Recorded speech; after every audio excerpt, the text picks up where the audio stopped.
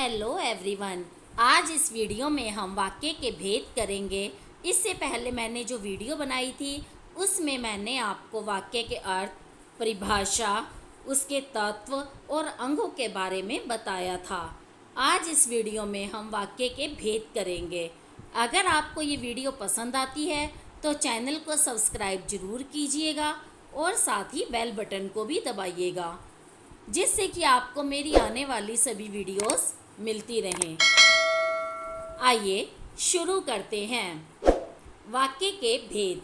वाक्य के भेद दो आधारों पर किए जाते हैं। पहला है अर्थ के आधार पर और दूसरा रचना के आधार पर। आज इस वीडियो में हम केवल अर्थ के आधार पर वाक्य भेद करेंगे। रचना के आधार पर वाक्य भेद मैं अगली वीडियो में समझाऊंगी। तो शुरू करते हैं आज अर्थ के आधार पर वाक्य भेद। अर्थ की दृष्टि से वाक्य 8 प्रकार के हैं। पहला है विधानवाचक वाक्य, दूसरा प्रश्नवाचक वाक्य, तीसरा आज्ञावाचक वाक्य, चौथा संदेहवाचक वाक्य, पांचवा नकारात्मक वाक्य यानी कि निषेधवाचक, छठा इच्छावाचक वाक्य, सातवां विस्मयवाचक वाक्य और आठवां संकेतवाचक वाक्य। पहला है विधानवाचक वाक्य। जिस वाक्य में क्रिया होने या करने की सूचना मिलती हो या इस पर मतलब कि कोई भी सामान्य कथन हो। ठीक है, अगर कोई भी बात सिंपल तरीके से कही जाए तो उसे विधानवाचक वाक्य कहते हैं। विधानवाचक वाक्य को सकारात्मक वाक्य भी कहा जाता है, क्योंकि इस प्रकार के वाक्यों में कही गई बात को ज्यों का त्यों मान लिया जाता है। एज इट इज़ बात कही जाती है, बिल्कुल उसी रूप में ही रहती है। उदाहरण जैसे पक्षी घोंसले से उड़ चुके हैं, कविता ने पाठ याद कर लिया है, नदी में बाढ़ आई है, विजया ने दौड़ में प्रथम स्थान प्राप्त किया या रोहित ने नया मकान खरीदा। ये सब उदाहरण थे विधानवाचक वाक्य के।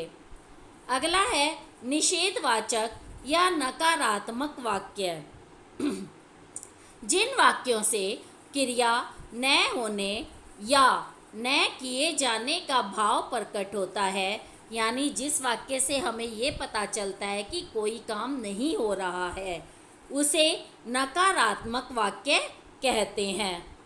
जैसे इन वाक्यों की पहचान जो होती है न, मत या नहीं देखकर की जाती है, यानी किसी भी वाक्य में या तो न मिले या मत लिखा हुआ मिले या नहीं मिले, तो इसका मतलब वो निषेधवाचक वाक्य होंगे। जैसे पक्षी घोंसले से नहीं उड़े हैं, या कविता ने पाठ याद नहीं किया है, या नदी में बाढ़ नहीं आई है, या ऐसी सर्दी में बाहर मत जाओ, रोहन धूप में ना निकलना। तो ये जो वाक्यों में हमें नहीं, मत या न दिखाई दे रहा है, इसका मतलब ये निषेधवाचक वाक्य के उदाहरण हैं। अगला है प्रश्नवाचक वाक्य। जिन वाक्यों में प्रश्न पूछा जाता है तथा जिनमें कुछ उत्तर पाने की जिज्ञासा रहती है, उसे प्रश्नवाचक वाक्य कहते हैं। प्रश्नवाचक वाक्यों की पहचान कैसे होती है? क्या, कब, क्यों, कैसे, कौन, किसे, किसका आदि प्रश्नवाचक शब्द देखकर। और दूसरा क्या देखकर पहचान होती है? वाक्य के अंत में लगे प्रश्नवाचक चिन्ह को देखकर इसकी पहचान होती है। उदाहरण ऐसी धूप में बाहर कौन खड़ा है, रमा कब आई, तुम कल विद्यालय क्यों नहीं गए, क्यों नहीं आए, कल तुमने क्या क्या खाया था, या विक्रम किसकी राह देख रहा है।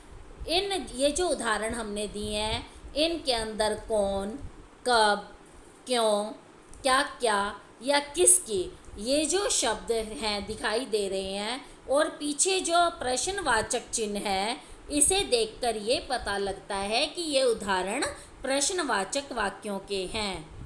अगला है आज्ञावाचक वाक्य।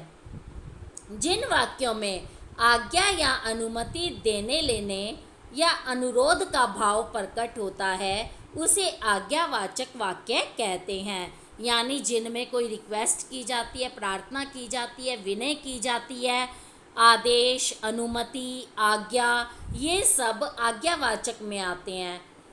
इन वाक्यों का दूसरा नाम विधिवाचक वाक्य भी है। जैसे हम कह रहे हैं आज्ञावाचक वाक्य, तो हम इन्हें विधिवाचक वाक्य भी कह सकते हैं। उदाहरण, किताब के पेज मत फाड़ो।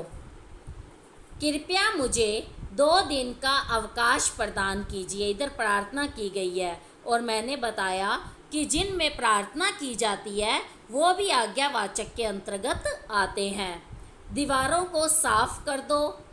अपने जन्मदिन पर एक पौधा लगाना, या यह काम कल तक ज़रूर पूरा कर देना।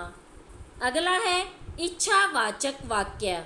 जिन वाक्यों में वक्ता की इच्छा, कामना, आशीर्वाद आदि का भाव प्रकट होता है उन्हें इच्छावाचक वाक्य कहते हैं। देखिए, नाम से तो खाली इच्छा प्रकट हो रहा है, लेकिन ऐसा नहीं है कि इच्छावाचक वाक्यों में केवल इच्छा को दर्शाया जाए। इसके अंतर्गत इच्छा, कामना, आशीर्वाद भी होता है। जब हम किसी को आशीर्वाद देते हैं वो इच्छावाचक वाक्यों के अंतर्गत आता है। उदाहरण देखिए, जैसे मित्र, जन्मदिन की ढेर सारी बधाइयाँ। जब हम शुभ कामना देते हैं वो भी इच्छावाचक में आता है। या हम ये भी कह सकते हैं नव वर्ष की शुभकामनाएं, ये भी इच्छावाचक है। या चिरंजीवी रहो, ये भी इच्छावाचक है। भगवान तुम्हें खुश रखे, ये भी इच्छावाचक है। ईश्वर करे आप खूब तरक्की करें। हमने चाहा था कि हम साथ साथ रहें, इसमें भी इच्छा दिखाई गई है।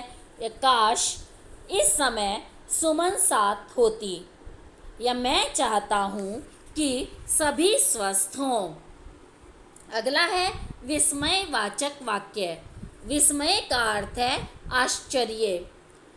जिन वाक्यों में आश्चर्य, हर्ष, घृणा, प्रसन्नता, शोक, दुख, भय आदि भावों की अभिव्यक्ति हो उन्हें विस्मयवाचक वाक्य कहते हैं। जैसे इच्छा में था वैसे इसमें भी है, नाम है विस्मयवाचक, लेकिन इनमें खाली विस्मय का भाव नहीं होता। इसके अंतर्गत आश्चर्य, हर्ष, घृणा, प्रसन्नता, शोक, दुख, भय सारे भाव होते हैं। इन वाक्यों का दूसरा नाम उद्गारवाचक वाक्य भी है, जिसमें कि मन के उद्गार प्रकट होते हैं। अब विस्मय बोधक वाक्यों की पहचान कैसे होती है? वाक्य में ओहो, आहा, हाय, छी, अरे आदि देखकर, और दूसरा क्या देखकर पहचान होती है? ऐसे शब्दों या वाक्यों के अंत में लगा विस्मयवाचक चिन्ह को देखकर इसकी पहचान की जा सकती है। ठीक है ना। जैसे प्रश्नवाचक वाक्यों में अंत में प्रश्नवाचक चिन्ह लगा होता है, इसमें विस्मयवाचक चिन्ह लगा होता है। उदाहरण, अरे कितना विशाल मैदान है। ओह तुम आ गए। आहा, इतना सुंदर फूल देखकर मन प्रसन्न हो उठा। सावधान, ट्रक आ रहा है। इधर चेतावनी का भाव प्रकट हो रहा है। ये सब विस्मयवाचक में आते हैं। या छी, नाले के पास बड़ी बदबू थी। इधर घृणा का भाव है। अगला है संदेहवाचक वाक्य। जिन वाक्यों की क्रिया पूर्ण होने में संदेह होता है उन्हें संदेहवाचक वाक्य कहते हैं। यानी कि जब हमें संदेह रहता है काम पूरा हुआ है या नहीं, या होगा भी या नहीं, तो वो होते हैं संदेहवाचक वाक्य। संदेहवाचक वाक्यों की पहचान। वाक्य के अंत में होगी, होगा, होगे देखकर इसकी पहचान की जाती है। और दूसरा पॉइंट है शायद, संभवतः जैसे शब्द देखकर भी इनकी पहचान होती है। उदाहरण देखिए, अब तक फसल कट चुकी होगी। ऊपर बताया था ना मैंने, होगी, होगा देखकर होती है, तो ये है संदेहवाचक। रमा खाना पका चुकी होगी। दीपक बुझ गया होगा। संभवतः विजय विद्यालय से घर आ गया होगा। या अब शायद बारिश बंद हो जाए। अगला है संकेतवाचक वाक्य। जिन वाक्यों में एक क्रिया का होना दूसरी क्रिया पर निर्भर करता है उन्हें संकेतवाचक वाक्य कहते हैं। इस प्रकार के वाक्यों में काम पूरा होने के लिए शर्त सी लगी होती है, यानी कि एक काम का होना दूसरे काम पर डिपेंड करता है, एक कंडीशन हो जाती है उधर। संकेतवाचक वाक्य की पहचान यदि, अगर जैसे शब्द देखकर की जा सकती है। उदाहरण देखिए, यदि वर्षा रुकती तो मैं घर आता। ठीक है ना, मैं घर कब आता? जब वर्षा रुकती। ये कंडीशन है मेरे घर आने की कि वर्षा रुक जाती तो मैं घर आता। अगर जल्दी आते तो टिकट मिल जाता। यदि डॉक्टर समय पर आ जाते तो मरीज की जान बच जाती। यदि सिंचाई की गई होती तो फसलें ना सूखती। अगर परिश्रम करोगे तो अवश्य सफल होगे। यानी कब सफल होगे? जब परिश्रम करोगे। सफल होना किस बात पर निर्भर करता है? परिश्रम करने पर। तो ये थे आपके अर्थ के आधार पर वाक्य भेद। अगली वीडियो में हम रचना के आधार पर वाक्य भेद करेंगे। तब तक के लिए धन्यवाद।